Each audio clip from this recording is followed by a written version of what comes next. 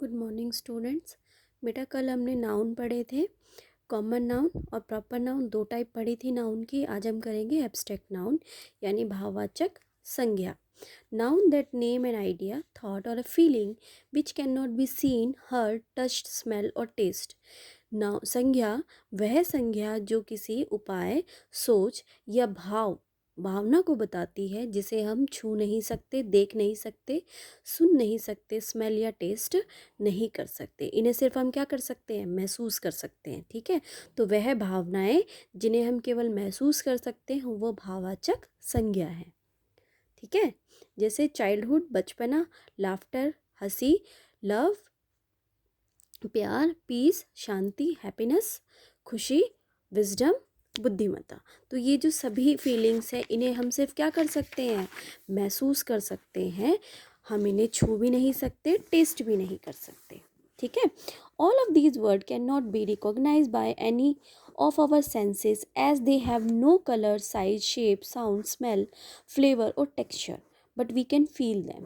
ये जो सभी वर्ड्स थे, सभी शब्द थे, इनको हम अपनी ज्ञानेंद्रियों में रिकॉग्नाइज नहीं कर सकते। यानी अपनी ज्ञानेंद्रियों से, जो हमारे 5 ज्ञानेंद्रियाँ हैं ना, छूने की, देखने की, स्मेल करने की, टेस्ट करने की, और इनमें हम इन सब वर्ड्स को रिकॉग्नाइज नहीं कर सकते, क्योंकि ना तो इनका कोई कलर होता है, ना साइज़ होता है, ना कोई शेप होती है, आकार होता है, ना कोई आवाज़ होती है, ना कोई ही स्मेल या फ्लेवर होता है, ना कोई टेक्सचर होता है। ठीक है, तो इन चीज़ों को हम सिर्फ क्या कर सकते हैं? इन शब्दों को हम सिर्फ महसूस कर सकते हैं, सिर्फ हम फील करके बता सकते हैं। ठीक है, तो thus any noun that escape our senses is an abstract noun।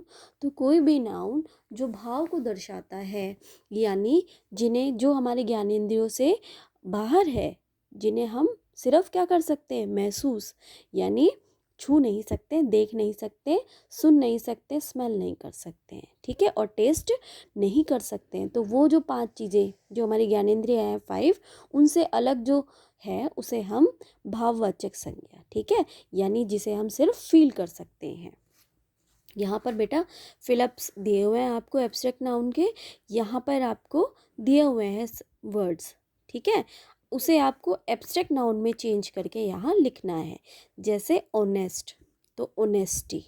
ठीक है, neat, neatness, tidy, tidiness, dark, darkness, obedient, obedience, friend, friendship, जज, judgement, humble, humility, know, knowledge, child, childhood, protect, protection.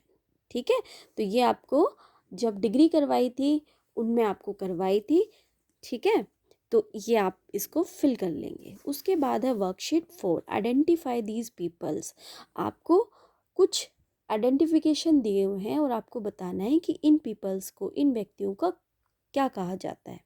ठीक है, like one word substitute. One word में भी हमने पढ़े थे ना, हमें एक स्टेटमेंट दी गई थी और हमें बताना था कि उस व्यक्ति को क्या कहा जाता है। For example, a person who create music, जो म्यूजिक बनाता है, संगीत बनाता है, उसे म्यूजिशियन यानी संगीतकार कहा जाता है। A person who right song, जो व्यक्ति गीत लिखता है उसे लिरिसिस्ट यानी गीतकार कहा जाता है। A person who draw cartoon, cartoonist. A person who had a college और स्कूल, जो एक कॉलेज या स्कूल के हेड होते हैं उसे प्रिंसिपल कहा जाता है। A person who shoots an arrow, एक व्यक्ति जो तीर चलाता है उसे आर्चर कहा जाता है। ठीक है, धनुधर। A person who bake bread, biscuit and cake, एक व्यक्ति जो ब्रेड, बिस्किट और केक बनाता है उसे बेकर कहा जाता है। A person who design cloth, एक व्यक्ति जो कपड़े बनाता है उसे फैशन डिज़ाइनर कहा जाता है। A person who grow and take care of plant in a garden, एक गार्डन में जब एक व्यक्ति पेड़ पौधे उगाता है और उनकी देखभाल करता है उसे गार्डनर यानी माली कहा जाता है। ठीक है, तो ये सारी चीज़ें फिल कर लेना बेटा और इसको लर्न कर लेना अच्छे से। उसके बाद है नेक्स्ट हमारी कंपाउंड नाउन। कंपाउंड का मतलब होता है मिश्रित। ठीक है, मिला हुआ, यानी दो चीज़ों से जो मिलकर बना हो। तो when two noun join together to form another noun is, it is called a compound noun. जब दो नाउन मिलकर एक नई नाउन बनाते हैं तो उसे कंपाउंड नाउन यानी मिश्रित नाउन कहा जाता है। जैसे फुट एंड बॉल, फुटबॉल। ठीक है, पैरों से मारने वाली बॉल।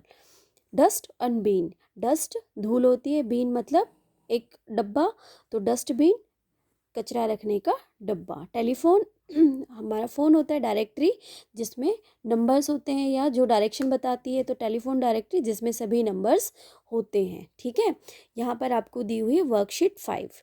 वर्कशीट 5 में आपको बेटा 2 बबल्स दिए हुए हैं और 2 बबल्स में कुछ वर्ड्स आपको दिए हुए हैं। दोनों बबल्स में से वर्ड्स को आपको ज्वाइन करना है और एक कंपाउंड नाउन बनानी है। ठीक है, जैसे for example show.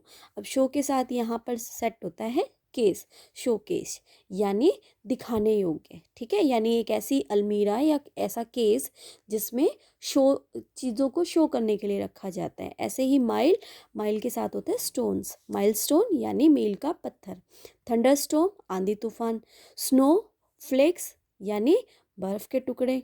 Tool box यानी औजार रखने का डब्बा। ठीक है, बैकबोन यानी रीढ़ की हड्डी। लीडरशिप यानी नेतागिरी। रेन वाटर यानी बारिश का पानी। तो आपको इन सबको ज्वाइन करके पीछे आपको स्पेस दिया है, वहाँ पर आपको इनको फिल करना है। ठीक है, फिर इन्हीं की मदद से आपको ये फिलअप्स कंप्लीट करने हैं। तो ये आप खुद से कर लेंगे बेटा। ओके, देन आपका आता है material noun. Material noun are the name of substance और a material can be seen और touched and are ingredient for making things. Material noun हम उन संज्ञाओं को कहते हैं जो टच की जा सकती हैं, छुई जा सकती हैं, या जिन्हें हम देख सकते हैं। ठीक है, और जिनके द्वारा कोई वस्तु बनाई जाती है। या सिंपली हम कह सकते हैं बेटा कि material noun refers to a material और a substance from which things are made.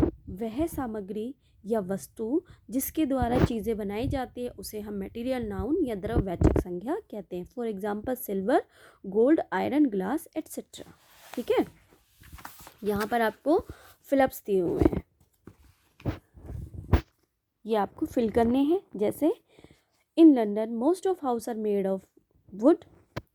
Food without salt is completely tasteless.